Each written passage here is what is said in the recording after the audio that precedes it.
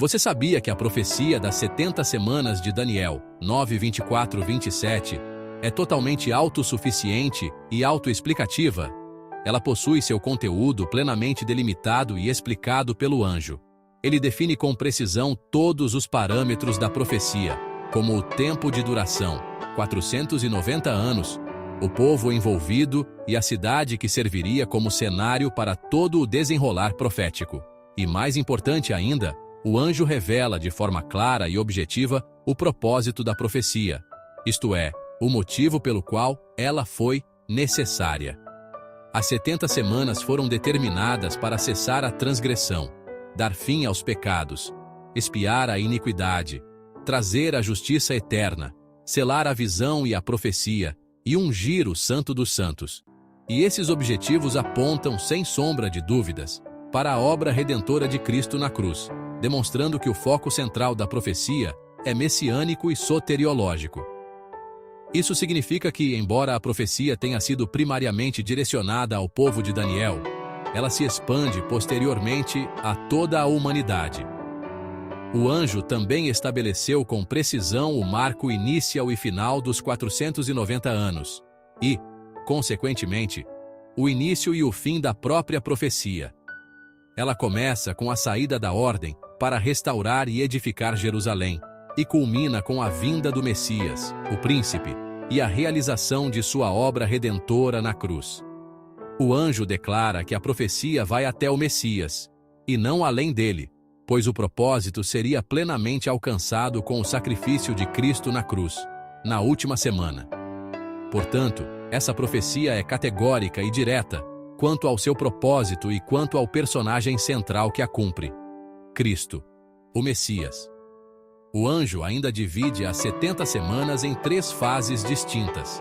7 semanas destinadas à reconstrução da cidade, seguidas de 62 semanas até a chegada do Messias. Até este ponto, o anjo já havia determinado todo o escopo da profecia.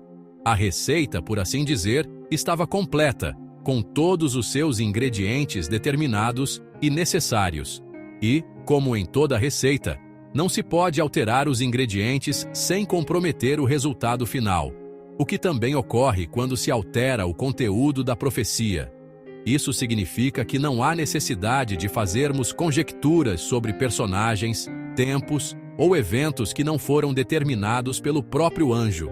Dito isso, o anjo passa a explicar, com riqueza de detalhes, a última e mais importante semana da profecia, na qual o personagem central, o Messias, cumpriria plenamente o seu propósito redentor, demonstrando como cada elemento previamente determinado pelo anjo se encaixa de maneira coerente na trama profética. Antes da explicação final, porém, o anjo no versículo 26 apresenta um prefácio dos acontecimentos relacionados à última semana e que culminariam com o ápice da profecia, o sacrifício redentor do Messias. O prefácio, Daniel 9:26. E depois das 62 semanas será cortado o Messias, mas não para si mesmo, e o povo do príncipe que há de vir destruirá a cidade e o santuário, e o seu fim será com uma inundação, e até o fim haverá guerra. Estão determinadas as assolações. No prefácio, o anjo faz um breve relato sobre o Messias e sua obra redentora, quanto das consequências que viriam sobre aqueles que causaram a sua morte, o seu povo que o rejeitou e o entregou para morrer. O resultado dessa traição foi a destruição da cidade e do santuário, além de guerras e assolações determinadas sobre o povo até o fim. Como o escopo da profecia já havia sido plenamente definido pelo anjo, é necessário permanecermos dentro do contexto messiânico. Assim, o príncipe mencionado é o próprio Messias, e o povo do príncipe é o povo judeu. O texto descreve a culpa e o juízo divino que recaíram sobre este povo por haverem rejeitado e entregue o seu príncipe à morte. Esse juízo não se limita apenas à destruição da cidade e do santuário, mas se estende a guerras e a assolações decretadas até o fim. É importante frisar que esse juízo não constitui parte integrante da profecia das 70 semanas. Trata-se, antes, das consequências posteriores que se abateriam sobre o povo em virtude da traição e da morte do seu príncipe, uma vez que tudo o que faz parte da profecia, como já foi dito, já havia sido previamente determinado pelo anjo. Em Daniel 9:27, ao afirmar que ele firmará uma aliança com muitos por uma semana, e que na metade da semana fará cessar o sacrifício e a oferta, não poderia ser outro senão o próprio Messias, pois ele é o personagem central que o anjo disse que viria para cumprir o propósito central da profecia. É ele quem, por meio de sua morte, fez cessar a transgressão e também o poder expiatório do antigo sistema sacrificial. O Messias falou da vinda do Consolador, o Espírito Santo. Assim, o Messias firmou a aliança eterna, inicialmente, na primeira metade da semana, por meio de sua obra redentora, e, na segunda metade, por meio do ministério do Espírito Santo. A aliança eterna foi, em um primeiro momento, direcionada ao povo judeu, mas, após o fim dos 490 anos, estendeu-se a toda a humanidade, de modo especial por meio do ministério do apóstolo Paulo.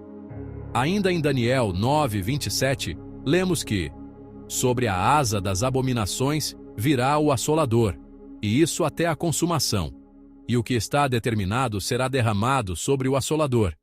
Aqui tratamos da abominação da desolação que se manifestou após o sacrifício redentor de Cristo, pois ele trouxe vida eterna para todo aquele que nele crê. Entretanto, para aquele que não crê, a rejeição a Cristo constitui uma abominação diante de Deus, resultando em morte e desolação espiritual. Nesse sentido, o sacrifício de Cristo, que é vida para os que nele creem, torna-se morte e desolação para os que o rejeitam. Portanto, aqueles que recusam a obra redentora de Cristo, cometem a abominação da desolação e assim permanecem em estado de morte e desolação espiritual. A abominação da desolação não deve ser compreendida apenas como um evento externo, ritualístico do passado, ou como algo projetado para um futuro distópico, mas como uma condição espiritual do indivíduo. A rejeição ativa e consciente ao sacrifício de Cristo constitui-se na verdadeira abominação da desolação e, a meu ver, relaciona-se também ao pecado contra o Espírito Santo. Pois quem renega a Cristo fecha as portas para a atuação do Espírito de Deus. Quando Jesus mencionou a abominação da desolação em Mateus 24:15, ele se referia a algo iminente e que só poderia ocorrer após a sua morte, e que se tornaria uma escolha constante para toda a humanidade, até a consumação. Pois o lugar santo, onde estaria a abominação da desolação a que Cristo se referiu, é o coração daquele que permanece corrompido por não permitir que Cristo o purifique.